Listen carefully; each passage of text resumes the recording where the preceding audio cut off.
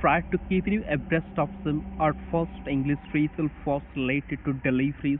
I'd like to admonish you to lend an undivided ear with utmost receptivity so that you could get the hang of it. So let's get up to flat with us that first phrasal force related to deliveries on behalf here. The first one is to show up.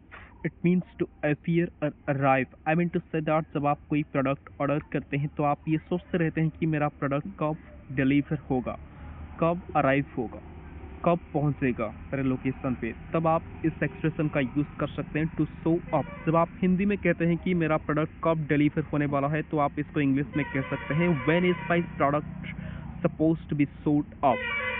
So there are two sentences exemplified here.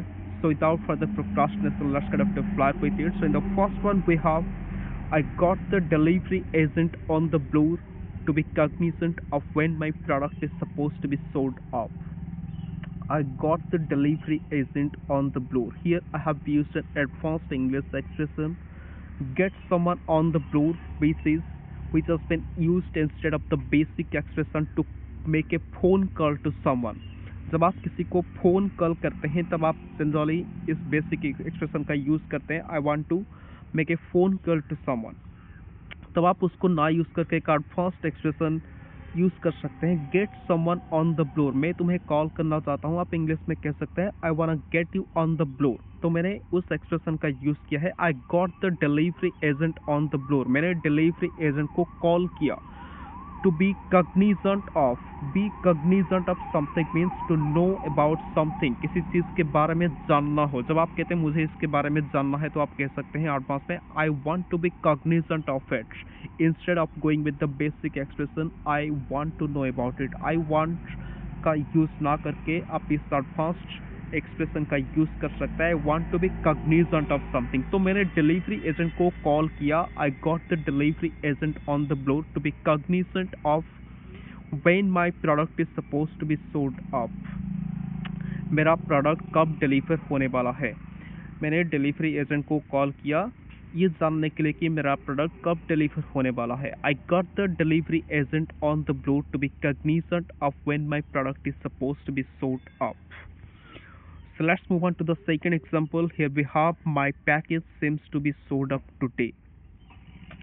My package seems to be sold up today means लगता है मेरा package आज आने वाला है, आज deliver होने वाला है।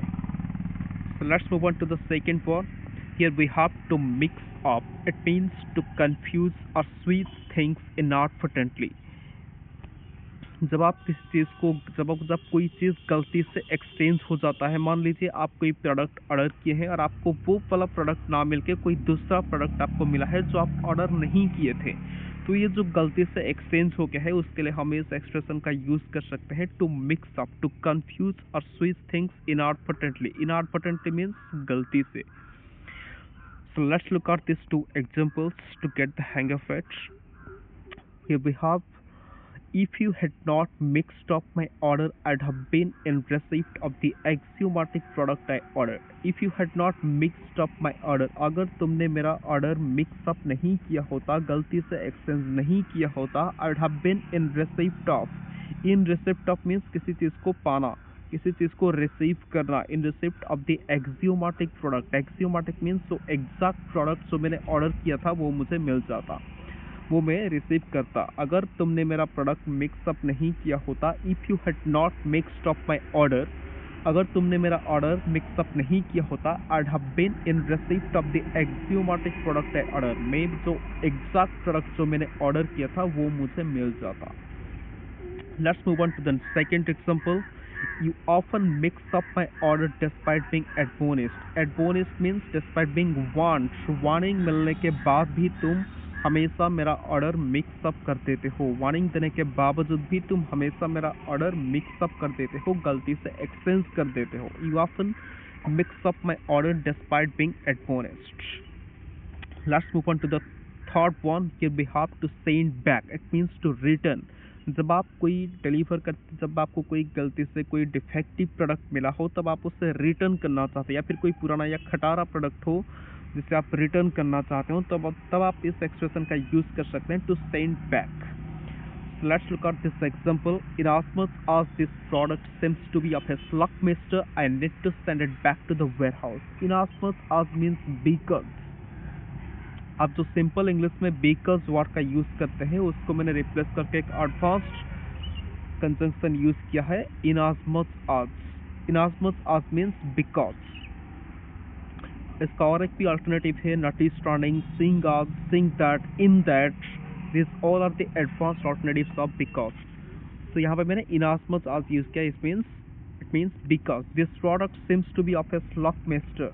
Slugmaster means someone who sells second hand products. So पुराना चीज़ों को बेचता है, पुराना खटारा चीज़ों को बेचता है, उस दुकानदार को कहते हैं हम slugmaster. तो क्योंकि ये प्रोडक्ट एक पुराना खटारा दुकान का लग रहा है इसलिए I need to send it back to the warehouse. इसलिए मैं ये प्रोडक्ट को वेयर हाउस को लौटा देना चाहता हूँ, इसको रिटर्न करना चाहता हूँ. I need to send it back to the warehouse. Erasmus as this product seems to be of a slugmaster, I need to send it back to the warehouse. So let's move on to the fourth one. Here we have to drop up. It means to deliver something somewhere. किसी जगह पे किसी order को लेके पहुंचाना, deliver करना. तब इस एक्सप्रेशन का यूज करेंगे to drop off. Let's look at this example. I seem to have left instructions to drop it off at my neighbors. लगता है मैंने आपको इंस्ट्रक्शंस दिया था, निर्देश दिया था कि मेरा जो ऑर्डर है वो मेरे नेबर के यहाँ पहुँचा देना, उसे वहाँ पर डिलीवर कर देना. I seem to have left instructions to drop it off at my neighbors. Let's move on to the fifth one. Here we have to track down. It means to find something after searching. किसी चीज़ को track करने के बाद, search करने के बाद, ढूंढने के बाद जब आप उस चीज़ को पाते हो, उसे डिस्कवर करते हो, फाइंड करते हो, तब आप इस एक्सप्रेशन का यूज़ कर सकते हैं टू ट्रैक डाउन. मान लीजिए आप अपना प्रोडक्ट को ऑर्डर करने के बाद उसे ट्रैक करना चाहते हैं कि मेरा प्रोडक्ट अभी कौन से लोकेशन पर है और ये किस वक्त मेरे लोकेशन पर पहुंचेगा. तब आप उससे अपने प्रोडक्ट को ट्रैक करते हो. आप कस्टमर सपोर्ट एग्जीक्यूटिव को कॉल करते हो, पूछते हो अभी मेरा प्रोडक्ट कहाँ पे है और ये मेरे लोकेशन पे पहुंचने के लिए कितना वक्त लगेगा. तब आप इस एक्सप्रेशन का यूज कर सकते हैं to track down, to find something after searching. So let's look at this example. So long as you want to track down your order, you'll have to get the customer support executive on the floor. So here I've used in inadvertently. मैंने गलती से in preposition का use किया है. यहाँ पे आप in ना यूज करके on यूज करना, क्योंकि जो एक्सप्रेशन है वो है get someone on the floor. Get someone on the floor means to make a phone call to someone. तो मैंने गलती से in लिखा है, आप इसे on मेंशन कीजिएगा, आप यहाँ पे on लिखिएगा. So long as you. So long as means if. मैंने if ना लिखे एक एडवांस एक्सप्रेशन यूज किया है. So long as means if. अगर you want to track down your order, अगर तुम अपना प्रोडक्ट को ट्रैक डाउन करना चाहते हो, अपना ऑर्डर कहाँ है उसे पता करना चाहते हो, ट्रैक डाउन करना चाहते हो, you'll have to get the customer support executive on the floor.